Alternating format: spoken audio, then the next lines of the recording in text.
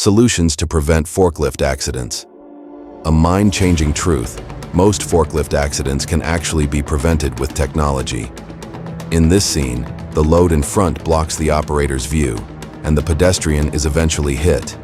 If the pedestrian were wearing a vibration wristband and the forklift were equipped with a collision avoidance system, the wristband would vibrate as they got close, and the forklift would give audible and visual warnings and slow down, so the accident could have been avoided.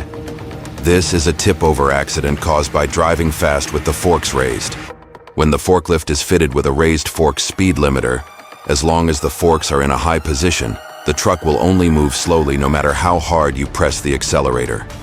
Overloading is one of the most common violations, and it can lead to damaged goods or even injuries to the driver. How to avoid it? Install an overload alarm. When an overload is detected, the forklift is locked out and cannot move. Contact us to get a demo of the safety solution.